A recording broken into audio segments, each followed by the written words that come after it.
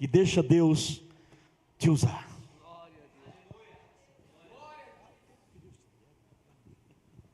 Glória a Deus. Meus irmãos, paz seja com todos. Abra sua Bíblia, por favor. Livro de Atos, capítulo de número 16. Localize, por favor, o verso de número 25 e 26. Enquanto você vai abrindo a sua Bíblia e vai abrindo o seu coração também, eu quero aqui parabenizar a ADB Betel por esses 66 anos. Que alegria poder estar nesta casa pela primeira vez e num dia tão honroso como esse, uma noite tão pujante, tão viva. E eu quero ser grato ao meu Deus por esta oportunidade, porque é Ele que está concedendo-me essa oportunidade. Quero ser grato aqui pelo pastor Herbert, que foi o intermediário desse convite. Deus abençoe sua família, sua casa. Muito obrigado, meu amigo. Glória a Deus. E a alegria de rever o pastor Luciano aqui. Glória a Deus. Pastor Luciano, eu não me lembrava, na verdade. Deus é especialista em marcar encontros e reencontros, não é verdade, irmãos?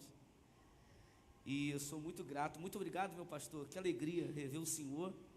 Eu pensei que o pastor Herbert estava naquela manhã inesperada, não agendada.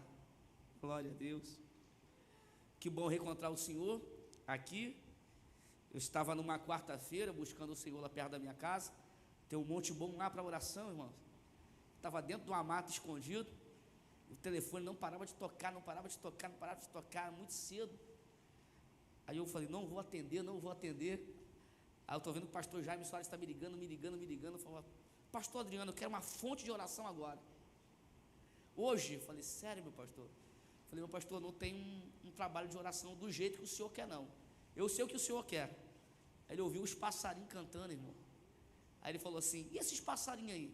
Tá cantando, tu tá onde? Eu falei, pastor, milagrosamente deu sinal aqui, eu estou dentro de uma mata. Ele manda a localização aí agora. Daqui a pouco chega ele, pastor Luciano, a comitiva. E foi um dia maravilhoso. Começamos pela manhã, caminhamos para a tarde, terminamos num grande almoço. Que maravilha aquele almoço, hein? Glória a Deus. Deus seja louvado. Muito obrigado, meu pastor, poder estar aqui, poder contar essa história nesse dia tão especial. Quantos acharam o texto? Digam amém. Amém. Hoje é aniversário de uma igreja, eu quero falar de uma igreja também. Está escrito assim, verso 25. Perto da meia-noite, Paulo e Silas oravam e cantavam hinos a Deus, e os outros presos os escutavam. E de repente sobreveio um tão grande terremoto que os alicerces do cárcere se moveu e logo se abriram todas as portas e foram soltas as prisões de todos. E você diz amém. Amém. Pode tomar o seu assento, por favor. Se o tecladista estiver ainda aí, pode me ajuda aqui, me dá um dó maior aqui. Me dá um pad aqui bacana aqui. Vou cantar não, é só para dar um dó maior mesmo. Não vou me atrever a cantar aqui. Irmãos, eu trouxe duas literaturas. Posso expor, pastor? Duas literaturas que com certeza vão abençoar muito a sua vida. Eu trouxe livros aqui, 2 livros. O meu livro ainda está no forno, mas sempre que eu tenho a oportunidade de ministrar, eu levo algum livro. E eu trouxe esse livro aqui, não sei se você conhece, é do John Bunyan, O Peregrino. O Peregrino é um clássico da literatura cristã, não substitui a Bíblia, mas depois da Bíblia, é o livro mais vendido depois da Bíblia, esse livro aqui. Se você está montando a sua biblioteca, ou você é leitor da Bíblia, ou se você quer semear na vida do seu filho, além de tablet, tecnologia, tudo que você pode dar, dê literatura para ele também, tá bom? E esse livro aqui vai abençoar muito a vida do seu filho, porque é um livro muito bom de ler, irmão. Pensa na leitura boa. Se você está procurando um livro para fechar ali o teu 2025, um livro de cabeceira de cama, esse livro aqui, tá bom? Vai te ajudar muito num bom devocional tempo passa rápido lendo esse livro aqui. Vai te abençoar demais. Conhecimento não ocupa espaço. Estamos vivendo um tempo onde muita gente tem informação, mas tem pouco conhecimento. São coisas completamente diferentes, informação e conhecimento. Uma geração com muita informação e pouco conhecimento. Amém ou não amém? Se você quiser, passa lá na retaguarda, eu vou estar lá, e você pode adquirir esse livro aqui, essa literatura, O Peregrino. Bom demais. Pastor, viu o filme, não é a mesma coisa, tá bom? E a segunda literatura é dessas meninas aqui, ó, da pastora Camila Barros, pastora Raquel Lima, Gabriela Lopes e Midian Lima, juntas. Essas mulheres de Deus são minhas amigas, fizeram ali uma conferência maravilhosa ali no Maracanã, foi impactante demais. Milhares de vidas se converteram a Jesus, e os homens que estão aqui, não é para adquirir para ti, é para dar de presente para sua esposa, tá bom? Então a homizada que está aqui, dá de presente para elas, vão amar, tá bom? Para sua filha, para sua mãe de presente. É um livro específico público feminino, tá bom? As mulheres podem adquirir lá no final. Se você quiser levar os dois, tem um combo, que crente gosta de promoção. Então tem uma promoção lá no final. O texto, ora, nós lemos, faz parte de um momento muito chave da igreja primitiva. Essa igreja que está em ascensão, que está crescendo. O homem responsável em fazer a redação, transcrever o cenário desta igreja é Lucas. Lucas não é só o bom médico, companheiro de Paulo das suas jornadas evangelísticas. Lucas também é um bom escritor, por que não dizer um exímio escritor. Ele escreve como um historiador, descrevendo a história com muitos detalhes. Lucas é responsável em citar geografia, déspotas. Ele cita os pormenores de cada cenário. Isso é muito bom para trazer compreensão aos leitores. E principalmente ele é alguém que vai organizar cada passo da igreja. Lucas, Atos, o evangelho, tanto o homem da descrição da igreja do primeiro século, ele é um homem que vai descrever essa ação aqui do capítulo 15. O capítulo 15, a igreja está chegando numa dinâmica, na verdade, de tentar, de alguma forma, amenizar os conflitos. Amenizar conflitos por quê, pastor? Porque toda expansão tem dois lados. A alegria de ver algo crescendo, expandindo, fluindo, e também os detalhes de tentar podar esse crescimento. De que forma? Porque esse crescimento precisa ser saudável, sadio, porque o crescimento vai trazer essas duas etapas, na verdade. Organização, que é necessário, e algumas coisas que precisam ser extraídas, retiradas, que podem impedir futuramente a expansão ou comprometer o crescimento. Por que o senhor está falando isso, pastor? Porque Atos capítulo 15 é o concílio de Jerusalém. E esse concílio, ele foi proclamado justamente por conta do crescimento da igreja.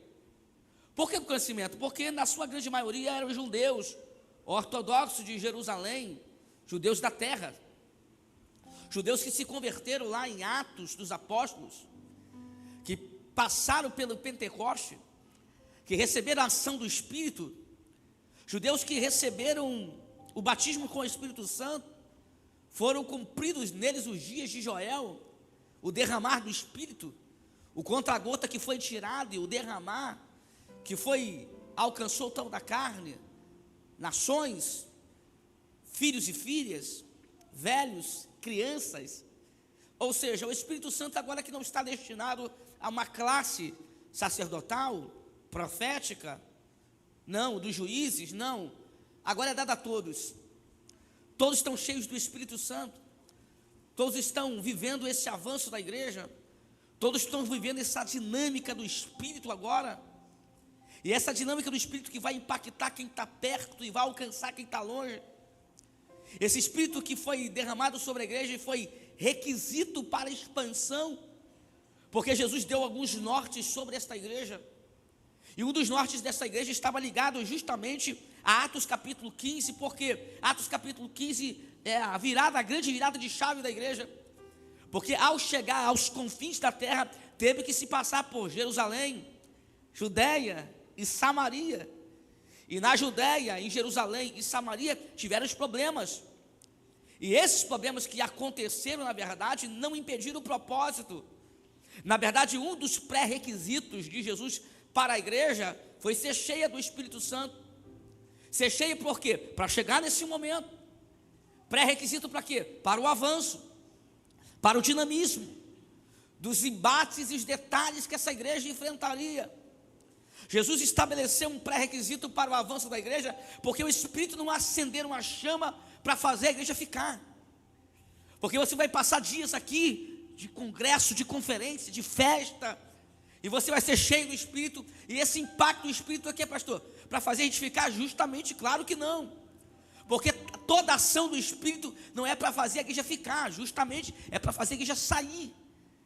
E a igreja que está sendo impactada em Atos capítulo 2, que vai ser cheia em Atos capítulo 2, a eclésia que vai fazer, que vai receber essa efusão do Espírito. Jesus disse para essa igreja, que quando vocês serem cheios, vocês serão as testemunhas em Jerusalém, Judéia, Samaria e os confins da terra. A igreja nunca foi cheia para ficar. A igreja nunca recebe unção para ficar. A igreja nunca recebe poder para ficar. Porque não adianta receber poder para ficar, poder para cantar aqui dentro. Porque o grande impacto da igreja não é visitar quem está perto, mas é alcançar quem está longe. Então o avivamento não está ligado só aqui. Está ligado quando a chama é acesa aqui e começa a cortar essas comunidades, o complexo começa a descer. Então justamente o que está acontecendo com a igreja, ela recebeu unção, recebeu capacitação, recebeu direção, recebeu poder. O Pentecoste foi um grande derramar do Espírito, mas também uma grande colheita de almas, porque uma das finalidades do Espírito Santo não é só impactar quem está perto, somente sobre a questão do impacto, não, é para mudar diretamente a vida dessa pessoa. E é justamente o que essa igreja está fazendo, enfrentando desafios, impactando vidas. E chegamos em Atos capítulo 15. Por que, pastor, em Atos capítulo 15 é o grande ponto da igreja? Porque agora, com o crescimento, há um resquício de uma lei que quer prender esse avanço. Judeus ortodoxos de Jerusalém, fariseus convertidos ao evangelho, agora querem catequizar a igreja de uma forma religiosa, o prendendo na antiga lei, dizendo para os mesmos que estão se convertendo ao evangelho, já que se converteu, vão ter que ser circuncidados, já que se converteu, vão ter que seguir as regras da antiga Torá, da antiga lei. E aqui que entra agora essa discussão, porque tanto Paulo quanto Silas vão ser convocados agora, Barnabé, melhor dizendo, para a igreja de Jerusalém, para de alguma forma pontuar esse crescimento, porque colocar as obras da lei sobre a igreja e sobre o prosélito era diminuir a obra da cruz e o sangue de Jesus. Então a igreja precisa viver um novo tempo e não pode viver a antiga lei. Existem coisas que não cabiam mais naquele novo tempo e de alguma forma iria comprometer o avanço da igreja. E nesse momento do capítulo 15, é nesse momento chave que Paulo está arquitetando uma nova viagem missionária, porque ele quer fazer a igreja expandir. É nesse momento que as portas da Europa serão abertas para a igreja. É nesse momento chave de definição, porque toda definição e toda organização, tudo aquilo que você organiza no presente, de alguma forma irá impactar o seu futuro. Por isso que é necessário organizar hoje, se preparar hoje, se adequar hoje, para pensar no amanhã, porque Deus precisa desse tempo de organização, de preparação, e Paulo será o agente desse momento. Paulo será o agente desse tempo, e Paulo entende que colocar as obras da lei sobre os prosélitos iria comprometer o avanço dessa igreja. O que Paulo está dizendo é: a graça não precisa da lei, A graça não precisa de normas. A graça é suficiente. A obra da cruz é suficiente. O sangue de Jesus é suficiente. Então isso precisa ser definido. Por quê? Para que a igreja não ficasse presa a um tempo. E nesse momento chave, que Paulo está definido, aqui eu rompo a minha introdução, o novo tempo para essa igreja, o avanço dessa igreja, ele decide revisitar as igrejas que estão na Ásia. Paulo tem uma agenda na mão, Paulo tem uma equipe na mão, preste atenção nisso aqui. Paulo tem um dinamismo na mão, Paulo tem um acesso nas mãos, e ele vai começar a orar, para que Deus dê a ele a capacidade de revisitar essas igrejas, até que o Espírito Santo começa a impedir Paulo de não acessar, de não ir. Paulo, não compreendendo de uma forma muito clara o que está acontecendo, por conta que há um impedimento, a Bíblia vai dizer que há uma manifestação de uma visão. Quem está comigo, diga amém. E essa visão é um varão da Macedônia, que aparece a Paulo dizendo: atravessa a Macedônia e nos ajuda-nos. Ou seja, Paulo está entendendo que Deus está redirecionando a sua rota. E Paulo sabe muito bem o que é ter uma rota redirecionada. Eu estou falando de Paulo, é o homem de Damasco, é o homem que tinha cartas nas mãos para perseguir e maltratar a igreja. O homem que tentou de alguma forma embargar o acesso do avanço da igreja. Eu estou falando de um homem que conhece muito bem que ter uma rota redefinida. Porque esse homem que tinha cartas nas mãos para maltratar, para ferir, para destruir a igreja, aquele que consentiu na morte de Estevão, em Atos capítulo 7, que o próprio Senhor apareceu para ele, é o homem que está tendo uma visão. E ele entende muito bem o que é ter uma rota redefinida, porque Jesus redefiniu a sua rota. Porque um dia esse homem que tinha cartas nas mãos para destruir, para afrontar e para perseguir, Jesus apareceu para ele, para mudar a sua rota e para mudar as cartas da mão dele. Porque esse homem que tinha cartas para destruir, para maltratar, o Senhor tirou as cartas das mortes e colocou a carta da vida. Tirou a carta da destruição e colocou a carta da salvação. Esse homem que tinha cartas nas mãos para matar e para destruir, se tornou o maior escritor de cartas do Novo Testamento. Esse homem sabe que tem uma rota redefinida. Então Paulo entende que é o Espírito Santo que está lhe concedendo uma nova rota, uma nova direção. E olha aqui para mim, Paulo sabe muito bem que a sua agenda não é maior do que a agenda de Deus. Porque a minha agenda só tem um poder de atender um calendário. A agenda de Deus revela propósitos. Nunca tente duelar com a agenda de Deus. A tua agenda não é maior do que a agenda do Senhor. A tua agenda só tem o poder de cumprir protocolos. Mas quando Deus apresenta a sua agenda a você, com certeza Ele quer cumprir um propósito que é maior do que o seu. Então Paulo vai esconder a sua agenda e vai apresentar e vai subordinar a agenda de Deus. E nesse momento de preparação, Paulo vai escolher a equipe. E quem é que vai para essa nova empreitada, nessa nova jornada? Barnabé, Silas, Judas, profetas que vieram de Jerusalém para a leitura da carta da igreja de Antioquia. Quem está comigo, diga amém. Só que Barnabé vai dizer: vamos levar João Marcos. Quem é João Marcos? João Marcos é o discípulo da primeira viagem. João Marcos é o discípulo que abandonou Paulo na Panfilha.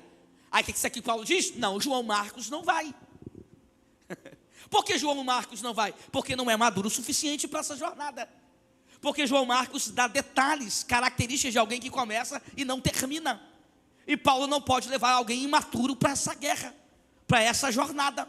Paulo entende que ainda não é um tempo. Paulo não está sentenciando João Marcos. Paulo está dizendo que ele não está pronto para essa jornada. Paulo vai dizer não. Barnabé vai dizer sim.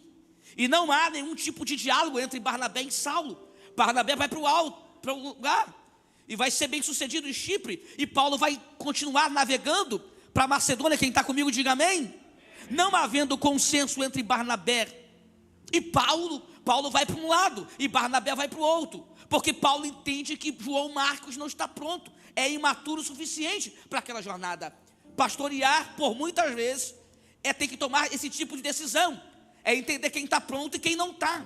Eu não posso levar alguém que não está pronto para uma jornada, para um momento. Porque Paulo está indo para uma guerra.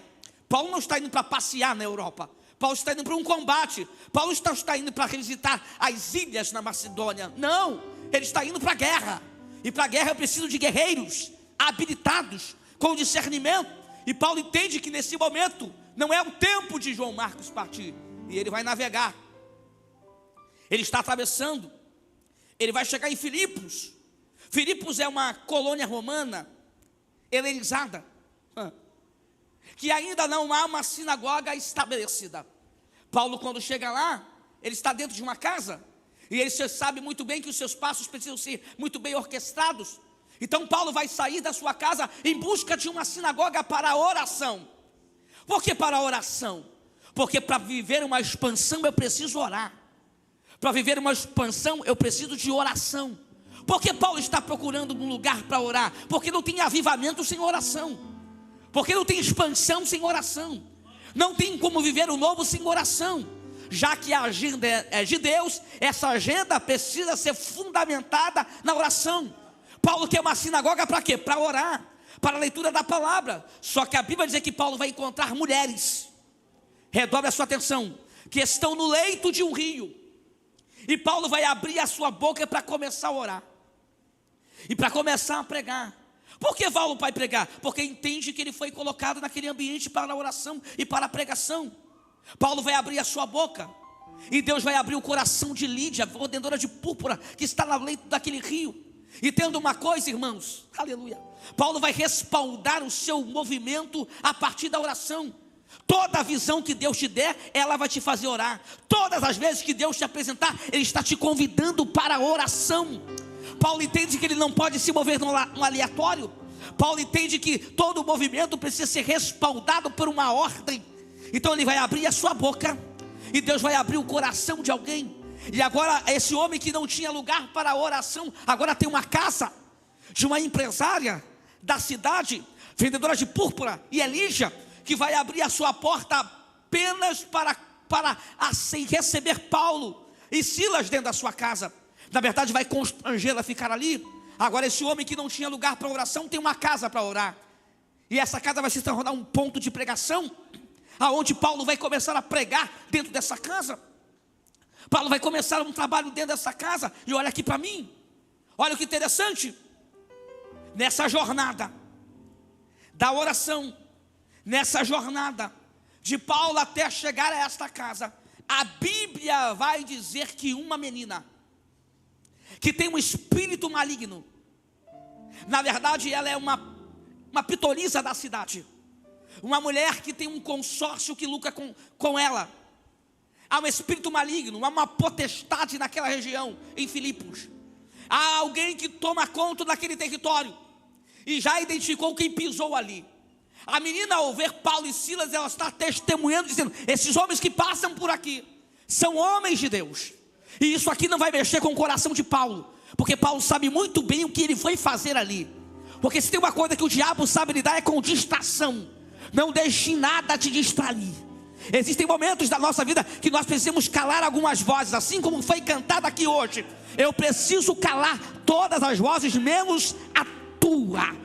Porque o que nos fez chegar até aqui não foi a voz dos homens. O que nos fez chegar aqui foi a voz de Deus. Nunca se esqueça: a voz que corrobora, a voz que agrega, a voz que respalda cada passo de um crente é a voz de Deus. Essa igreja está fazendo 66 anos. O que fez essa igreja fazer 66 anos não foi as promessas dos homens, não foram os homens, foi a voz dele. Essa igreja está fundamentada na voz dele. O que Paulo está dizendo é: eu não posso me distrair, porque quem está em guerra não pode se distrair no meio do caminho. Paulo está indo para a oração a Betel, e no momento daquela voz que vem até ele, para mexer com o ego dele, para mexer com a vaidade dele, para tirar o foco dele. Tirar o foco por quê, pastor? Aquela menina está dizendo a mentira? Não, o problema não é a menina, o problema é quem está por trás da voz da menina. O problema não é o elogio, não, o elogio não vai roubar o propósito. O problema é a voz que está tentando, de alguma forma, aleluia, tirar Paulo do propósito. Essa voz que é partilha, essa voz que é ecumenismo, essa voz que é bandeira branca. Olha aqui para mim, não pede isso aqui não. Essa voz que é de alguma forma dizer para Paulo: muito bem, tu chegou aqui, mas eu já estou aqui há muito tempo. Muito bem, tu acabou de chegar na região, mas eu tenho um trono aqui há muito tempo. Muito bem, tu acabou de chegar nesse lugar, nesse território, mas eu já estou aqui nessa região há muito tempo. Quem sabe essa voz desta menina é o espírito maligno que está por trás da voz dela, dizendo: eu comando a prostituição, eu comando a avareza, eu comando o território. E muito bem, Paulo, tu pode ficar no teu lugar, e eu fico aqui no meu lugar. Sabe o que essa voz quer? Bandeira branca. Sabe o que essa voz quer? Ecumenismo. Sabe o que essa voz quer? De alguma forma dizer: Paulo, tu fica de um lado, eu fico no outro, a gente não se bica. E Paulo sabe muito bem que não tem negociação, não tem como dividir o território, não tem como dividir o espaço, porque aonde o reino de Deus chega, a luz chega. Aonde o reino de Deus chega, a bandeira do evangelho chega. A igreja não está aberta à negociação. Posso entrar mais aqui? Não tem aliança entre luz e trevas, não tem aliança entre o certo e o errado. Paulo sabe muito bem, no momento que ele abrir a boca, coisas vão começar a acontecer. Eu estou falando de uma igreja. Esse homem vai plantar uma igreja em Filipos. É uma igreja que vai nascer dentro daquela região. Só que aqueles que estavam naquela região não conseguem confrontar aquele espírito maligno. Mas o que está em Paulo é maior do que está no território. Aquele que anda com Paulo é maior do que está no território. O que aquele demônio quer é ficar ali e quer tentar dividir o território. Mas eu vim liberar para Debetel que não tem divisão de território, não tem aliança, não tem espaço quadrado, não tem espaço para os demônios, para a entidade, para Satanás. Haverá alguém que vai ser destronado. Paulo vai abrir a boca e não vai negociar com o território. Ele está dizendo: eu cheguei, e aonde o crente bota o pé, a bandeira do evangelho é fincada. Eu vim liberar para Debetel aqui nesta noite, noite de avivamento, noite de festa. A igreja não está aberta à negociação. O errado é errado, o errado vai ter que sair, os demônios vão ter que sair, a prostituição vai ter que sair, a droga vai ter que sair. Eu vim liberar nesta noite. Quem está pisando no território não vai buscar negociação. O mal vai embora e o evangelho vai ter que permanecer. Eu vim liberar para uma igreja santa, uma igreja lavada no sangue de Jesus. O inimigo está tentando propor para você uma aliança, dizendo: não mexe comigo, você fica no teu lugar, a gente não se perturba, a gente não se bica e está tudo bem. Não, Paulo está dizendo: não tem aliança comigo e contigo. Eu não vou sair, alguém vai ter que sair. Eu não vou embora, alguém vai ter que ir embora. Não entendi, pastor. Você é a igreja, você é a igreja nessa casa. Uracama. Eu convido a igreja a levantar as mãos, não para receber a autoridade, mas para tomar posse da autoridade que você já tem. Porque Jesus disse por todo mundo: vocês são a igreja, eis que vos dou poder e autoridade para pisar de serpentes, para pisar de escorpiões. Se beberdes alguma coisa mortífera, não fará dano algum. Jesus deu poder, Jesus deu autoridade para a igreja. É Deus dizendo aqui na minha boca hoje, nesta noite de domingo: não vai ter negociação. A depressão, o pânico não vai matar tua casa, o quarto escuro não vai matar tua família. Eu vim liberar uma palavra. E qual é a palavra hoje? Você é avivado, hoje você é revestido, hoje você é fortalecido. Esse mal vai sair da tua casa hoje, porque hoje você é a igreja pisando lá. Tahabara comandarash, uramanara comandara calavara xanarabaras, uramanara suricandara cheia. Paulo identificou. Posso liberar a palavra e tu recebe? Deus vai te dar discernimento. A tua audição espiritual será aberta novamente. Deus vai te dar discernimento novamente, para ouvir o que é dele e para ouvir o que não é dele. Quando for a voz de Deus, será bem-vinda. Quando não for a voz de Deus, será convidada a se retirar. Quando Deus começar a te avivar, a partir desse aniversário, tu vai voltar a ter visão dos céus, tu vai voltar a ouvir a voz de Deus. E quando Deus te levantar na madrugada, você disse: é coisa da minha cabeça, é coisa da minha cabeça nada. É Deus te convidando para a oração, é Deus te convidando para o clamor, é Ele dizendo: o mal não acessa a tua casa, o diabo não acessa a tua casa. Hoje eu estou te dando poder e autoridade, poder e autoridade, poder. E levar-se candarachana. Pega na mão dessa pessoa que está do teu lado. Pega, acorda, diga: não haverá. Não grita, diga: não haverá negociação. Diga: o mal sai e Jesus fica. A cachaça sai e Jesus fica. A droga vai bater em retirada hoje. Os demônios que arrumem as malas hoje. Quem vai sair de casa não é teu marido. Quem vai sair de casa não é teu filho. Eu vim pregar para uma geração que está pedindo avivamento. Hoje o avivamento vai te tomar. Avivamento vai limpar a tua casa. Que os demônios arrumem a mala de lá.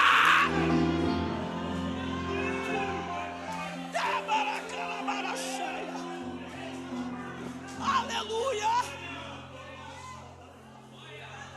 Aleluia. Mas para isso acontecer, alguém vai ter que se posicionar. É Deus dizendo: vai deixar o mal falar? Ou vai abrir a boca para confrontar o mal? Vai calar a tua voz no momento da guerra, ou vai abrir a tua boca no meio da guerra? Uma das características de um profeta é a sua voz. É Deus dizendo: quem sabe tu não tem dinheiro, quem sabe tu não tem estrutura, quem sabe tu não tem condição, mas eu te dei algo, a tua voz. E o inimigo quer calar a tua voz, o inimigo quer gerar medo dentro da tua casa. Mas hoje, tu sai daqui hoje para essa casa dizendo: mal não me cala, o medo não me cala, a depressão não me cala. Pastor, não sei nem o que falar, eu não sei nem o que dizer, eu estou sentindo uma opressão, eu estou sentindo o mal, não sabe o que dizer. Abre a Bíblia no Salmo 91 e grita lá: aquele que habita no esconderijo do Altíssimo, a sombra do Onipotente descansará. Eu vim liberar para dentro, até o inimigo não vai calar a tua voz. Abre a tua boca. Vassará comandar a cheia. Abre a tua boca. Paulo abriu a boca. E quando Paulo abriu a boca, pastor Herbert, o mal saiu. O mal não resistiu. Olha aqui para mim, igreja. Tu está esperando quem? O círculo de oração entrar lá? Tu está esperando o quê? A visita pastoral chegar lá? Está na hora de abrir a boca. Está na hora de passar nesse bairro. Está na hora de passar nessa porta. Está na hora de pegar um óleo ungido na igreja e dizer: passar nos umbrais da tua casa e dizer: aqui tu não entra, mal. A depressão aqui não pega os meus filhos. Hoje tu sai daqui com uma autoridade para mandar o mal embora.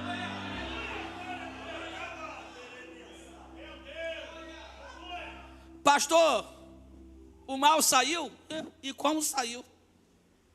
E a menina? Liberta. Olha aqui para mim. Depois que a menina liberta, e agora que entra, há um prejuízo. Por que um prejuízo? Porque há um consórcio do mal que utiliza a vida da menina para ganhar dinheiro. Ela é uma vidente. E agora, quando Deus passa, não tem negociação, mesmo que isso venha gerar prejuízos. Alguém pegou a calculadora e diz: revela, menina. Não estou revelando nada. Está vendo o que, menina? Nenhuma visagem. Algum CPF? Nenhum. A menina não consegue ver nada, não consegue enxergar nada. Por quê? Porque o evangelho limpou a menina. Porque o evangelho tem o poder de mandar a sujeira embora, mesmo que isso venha gerar um prejuízo. Lembra de Jesus pisando em Gadara? Demoniado liberto, cadeias invisíveis quebradas. Prejuízo. porcos precipitados no mar. Alguém pegou a calculadora e disse: é melhor mandar ele embora, porque a limpeza só começou.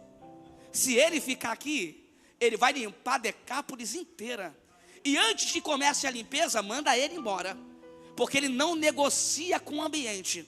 Aonde ele entra, a sujeira sai. Mesmo isso venha gerar, meu Deus do céu, mesmo que isso venha gerar um prejuízo, ele não negocia com a sujeira, ele não negocia com o lugar. Ele entra e limpa, ele entra e limpa, ele entra e limpa, ele entra e limpa, ele entra e limpa. E o diabo sai e não volta mais, sai e não volta mais, sai e não volta mais. O mal saiu, a menina está limpa, e o prejuízo chegou. E os homens estão dizendo: esse judeu, ele é o responsável pelo prejuízo, trazendo culturas que não são nossas, impondo sobre a cultura romana coisas de uma vida de um judeu, trazendo para cá. O homem é o responsável do prejuízo. E o que faz agora? Coloca ele no cárcere, prende ele. Melhor, cárcere interior. Carcereiro, faça o serviço bem feito. Antes de colocar no cárcere, vamos dar uma coça nele, tira a roupa dele para doer mais. Pastor, isso é missão? Missão. Deus está na agenda? Está na agenda. Pastor, que cenário é esse? Eu não vejo Deus nesse cenário, mas você vai compreender o final dele. Paulo é exposto, Paulo apanha em praça pública, é colocado dentro de um cárcere interior, pés amarrados. O cárcere interior é uma caixa acústica, não é uma prisão visível, é uma prisão invisível, escondida dos bastidores. Ele foi colocado para ninguém ouvi-lo. Há dores no corpo, há dores nas mãos, há dores nos pés. Paulo está sentindo dores, porque ele entrou ali apanhando dentro daquela prisão. Ele está dentro de um cárcere e tu acha que o Deus que fez Paulo sair de uma geografia para outra não entrou com ele dentro do cárcere? Tu acha que o propósito ficou do lado de fora ou entrou com ele o propósito? O propósito está lá dentro. Deus não te faz entrar onde ele não entrou. Irmão, Deus não te faz pisar aonde ele ainda não pisou. Aleluia. A garantia para tu pisar e entrar em alguns lugares é porque Deus já entrou primeiro. Posso liberar a palavra? Deus nunca vai fazer você entrar aonde ele não entrou ainda. Deus nunca vai fazer pisar aonde ele não pisou ainda. Se ele pisou, se ele entrou, essa é a garantia da igreja. A igreja entrou em lugares difíceis, com difíceis acessos. A igreja subiu lugares aonde ninguém podia subir, aonde mãos não podiam acessar, aonde pés não podiam tocar. Deus deu esse poder à igreja. A igreja está acessando o cárcere através de Paulo e Silas. Não pede isso aqui não. Esse homem está dentro de um cárcere, cansado, abatido, com dores. E agora, o que fazer dentro de um cárcere? Aonde a minha voz foi cerceada, aonde a minha voz está de uma maneira inalcançada. Ninguém vai ouvir esse homem gritar, ninguém vai ouvir esse homem clamar. Ele está dentro de uma caixa acústica, ninguém vai ouvi-lo. Só que o Deus da missão está dentro da prisão, e agora não vai ter murmuração. Por isso que você precisa elencar e selecionar quem é que vai para a jornada, porque o murmurador tem um poder de mudar tudo e prejudicar até a jornada. Selecione as pessoas que você vai convidar para as missões, para a oração, para o projeto, porque ninguém todo mundo vai aprender na dor. E às vezes Deus vai se utilizar da dor para nos ensinar algumas tarefas. Às vezes Deus vai permitir nós passarmos por algumas dores, porque as dores vão nos habilitar. Nenhum soldado é forjado na bonança, o crente é forjado na guerra. Ninguém amadurece sorrindo, nós amadurecemos nas batalhas. São as batalhas que nos habilitam. Ou tu acha que essa igreja aqui chegou aqui 66 anos só sorrindo? Não, foi muita guerra, foi muita história que você não sabe. Mas essa igreja não parou de clamar, essa igreja não parou de buscar. Então, tem alguém comigo aqui? Porque Paulo está sentindo dores, e tem dia que o pregador prega com dores, canta com dores. Tem dia que alguém sobe no altar para dirigir o culto com dores. Tem dia que o dia não é bom. O dia de Paulo não foi bom. O dia de Silas também não foi bom. Mas um encontrou no outro a força para quê, pastor? Para murmurar? Não, porque a murmuração atrasa a vida do crente. Mas a oração, eu vou de novo para você acordar. A murmuração atrasa a vida do crente, mas a oração tem um poder. Paulo não tem força para subir, mas alguém vai descer. Alguém botou Paulo para ser a sua voz silenciada, mas quem precisa ouvir já está ouvindo. Quem sabe o carcereiro está dizendo: não adianta, Paulo, ninguém vai te ouvir. Pode gritar, a tua oração está dentro de uma caixa acústica, não vai passar do teto. Só que a Bíblia vai dizer que perto da meia-noite, eu vou de novo, perto da meia-noite, Paulo e Silas cantavam e oravam hinos a Deus. Eu não sei quem cantava, eu não sei quem pregava, aleluia. O carcereiro botou Paulo para não ser ouvido, mas o Deus de Paulo está ouvindo ele. Ninguém cala a igreja quando cala suas mãos, ninguém cala a igreja quando cala os seus pés. Se deixar a voz da igreja livre, ninguém para a igreja.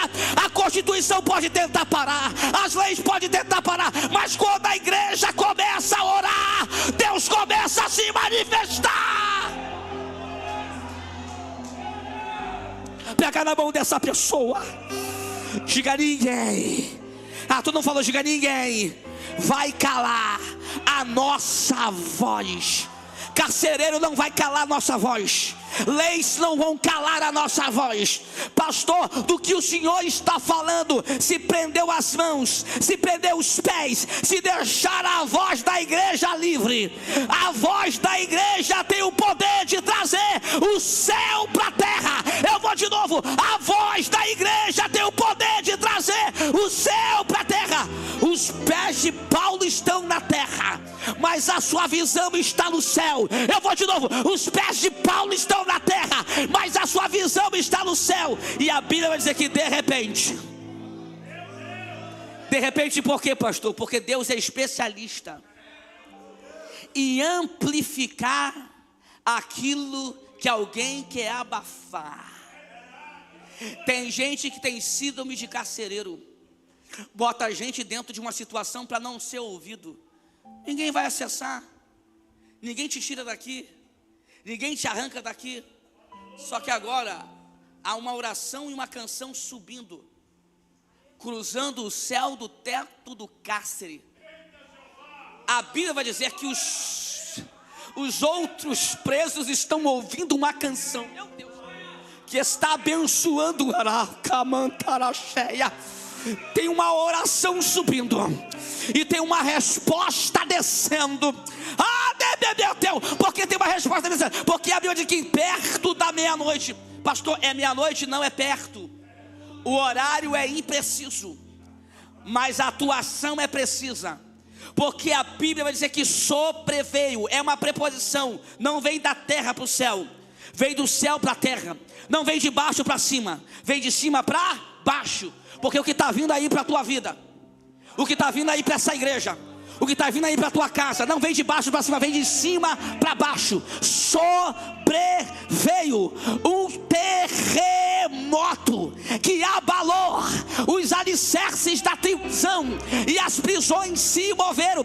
Pastor, alicerce não se move, porque alicerce é duro, é engessado, ninguém consegue mover o alicerce. Mas quando Deus desce, aquilo que é duro se move, aquilo que é preso se move. Eu não sei o que está preso, eu não sei o que não se move, mas hoje eu vim liberar aqui para Demetel. Coisas vão começar a se mover a partir de hoje. Pega na mão dessa pessoa que está do teu lado, diga: vai haver, diga: vai acontecer um movimento. Diga: a terra não mexe, diga: a terra não tem como movimentar, mas o céu consegue movimentar. Esse homem duro, esse menino duro, coisas que não se movem vão voltar a se mover hoje.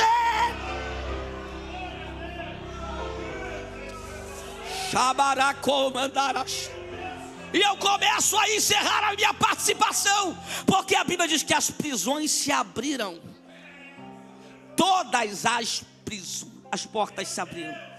Quando as portas se abrem, diz a Bíblia, que o carcereiro está trêmulo, atônito, porque quando a porta se abre, Paulo não sai. Pastor, mas eu tenho um texto que quando a porta abre, alguém sai. Eu sei, é Atos 12, é Pedro. Porque às vezes Deus abre para alguém sair, e às vezes Deus abre para alguém ficar. Meu Deus do céu. E o mistério ali não está na saída de Paulo, está na permanência dele, porque tem um homem ali prestes a morrer. E todo esse cenário foi forjado por conta desse homem aqui. Esse carcereiro. Porque as portas estão abertas e os presos estão ali dentro daquela prisão. Ele, de alguma maneira, vai tentar puxar a sua espada e tirar a sua vida em um ato de suicídio, porque ele não quer ser morto por Roma, porque culturalmente o carcereiro, ele é responsável pelas vidas que estão ali. Se uma vida escapar, a sua vida também escapa. Então ele decide tirar a sua vida. Mas nesse momento que ele está decidindo tirar a sua vida, é nesse momento que Paulo entra com uma palavra e vai dizer: não faças tal coisa, crês tu no Senhor Jesus e será salvo tu e a tua casa. Uma salvação dentro de um cárcere. E olha aqui para mim, ADB Betel, olha que interessante. Deus abriu o coração de Lídia com uma pregação de Paulo, e Deus abriu o coração do carcereiro com um terremoto da prisão. Deus tem maneiras lindas de trabalhar. Com um é uma brisa, com outro é um terremoto. E o terremoto que abriu aquela prisão e abriu o coração do carcereiro, porque quando a vida entrou com Paulo dentro daquele cárcere, a Bíblia vai dizer que Paulo, ele vai para a casa do carcereiro, da prisão para casa. Olha aqui para mim, não perde isso aqui não, eu estou encerrando a minha participação. Da prisão para casa. Só que antes de sair da prisão e entrar para casa, quem sabe o carcereiro colocou Paulo para morrer dentro daquela prisão, e não há nenhuma expectativa de saída daquela prisão. Paulo nunca mais vai ver ninguém, Paulo nunca mais vai ver amigos, e agora Paulo está dentro da casa do carcereiro. O homem que era o veículo da morte se transformou no veículo da mesa, porque uma mesa vai ser posta, e a Bíblia vai dizer que o carcereiro e Paulo lavou os vergões antes de acessar a mesa. Não perde isso aqui não. Por quê, pastor? Porque a prisão não matou Paulo, porque o cárcere não matou Paulo, porque as dores não mataram Paulo. Paulo está com feridas abertas, mas antes de acessar a casa, porque o objetivo daquele cárcere nunca foi o cárcere, o objetivo daquele cárcere foi a casa do carcereiro. Meu Deus do céu. Só que para Deus acessar a casa do carcereiro, tinha que acessar ele, porque às vezes Deus vai ter que entrar dentro do teu ambiente, provocar alguns terremotos, oh meu Deus do céu, para fazer o propósito dele acontecer. Pastor, a prisão não matou Paulo, mas a ferida podia matar. Mas antes que a ferida continuasse aberta e desse brecha para algum tipo de contaminação, Paulo se lava antes. Por que Paulo se lava antes? Porque tem uma mesa pronta para ele. Porque eu não posso ir ferido para a mesa. Meu Deus do céu. Eu não posso ir machucado para a mesa. A prisão não matou Paulo, mas a ferida pode matar. Eu convido alguém hoje aqui: lave as feridas. Lave as suas feridas hoje. Deus não quer pregador ferido, Deus não quer pastor ferido, Deus não quer cantor ferido, Deus não quer uma igreja ferida. Era daquela mesa para uma expansão. Meu Deus do céu. É Deus dizendo para alguém aqui hoje: ou você lava as feridas, ou você fica com a ferida e continua dentro desse cárcere, dentro dessa casa. Sabe o que vai acontecer depois dessa casa? Sabe o que vai acontecer depois de Atos capítulo 16? A expansão da igreja. A igreja vai viver um novo tempo. É Deus dizendo hoje aqui na minha boca: ou tu fica remoendo as feridas do passado, hoje deixa o Espírito Santo lavar as tuas feridas, porque eu vim liberar para Betel um tempo, um novo tempo de expansão. Esse cárcere não terminou com morte, esse terremoto terminou com uma mesa. Paulo, Silas, o carcereiro, uma família restaurada e uma mesa pronta e preparada. Eu quero liberar aqui nesta noite que vai ter mesa preparada. Fica de pé comigo no nome de Jesus. Fica de pé comigo no nome de Jesus. Oh, glória a Deus. Posso liberar a palavra profética que tu recebe? Deus vai marcar um tempo, e é um tempo de expansão para a tua vida. Só que existem coisas tentando te amarrar, existem coisas tentando te matar, te prender. São feridas antigas. Olha aqui para mim. São feridas que te marcaram de um jeito, mas essa dor não pode ser maior do que o teu propósito. Diga comigo, essa dor. Diga, essa dor não é maior do que o meu propósito. Posso liberar a palavra? Doeu, mas vai cicatrizar. Doeu, mas não vai te parar. Paulo não ficou olhando para as dores do cárcere, pastor Herbert. Paulo ficou olhando para a oportunidade. Deus me fez chegar até aqui para entrar nessa casa e trazer vida para essa casa, e a partir dessa casa viver um tempo de expansão. E eu vou liberar a palavra. Você viverá um novo tempo de expansão. Você viverá um tempo de coisas novas. Pastor, mas e o cárcere? O cárcere é uma habilitação. O cárcere é necessário tu passar por ele. O cárcere é algo para Deus colocar dentro do teu currículo. O cárcere é uma habilitação. Entenda uma coisa: Paulo podia sair do cárcere. Ele era cidadão romano. Ele nem precisava passar pelo cárcere. Sabe por que Paulo entrou dentro daquele cárcere? Coloca uma coisa mais animada. Porque Paulo entendeu que aquele cárcere era a ferramenta que Deus ia utilizar para ele viver uma nova estação e um novo tempo e algo que vinha aí. Posso liberar a palavra? Tu vai dar gargalhada daquilo que tu está vivendo hoje. Tu vai dar gargalhada daquilo que tu está passando hoje. Porque o que está no teu futuro, o que está perto de você, o que está pronto para você viver, não se compara com aquilo que você está passando. Pega na mão dessa pessoa e diga: suporta o cárcere. Diga: suporta a pressão. Mas suporta a pressão abrindo a boca, clamando aos céus.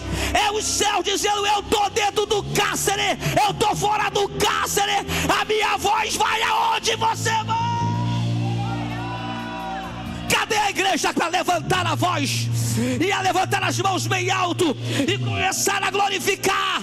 Porque enquanto glória vai subindo, o fogo vai descendo. Enquanto tem glória mandando para o alto, tem fogo descendo no mesmo. Levanta a mão do teu irmão para o alto aí. Levanta a mão dele. Levanta a mão dele. Diga: Deus enviou o reforço. Diga aí: o reforço é você. Eu não preciso clamar sozinho. Paulo e Silas representam a igreja. Enquanto, olha que foto bonita, faz essa foto, mídia. Enquanto a igreja estiver com as mãos erguidas e com a voz unificada, ninguém para a ADB Betel. Ninguém para a ADB Betel. Cadê o glória da igreja? Vamos adorar o nome de Jesus.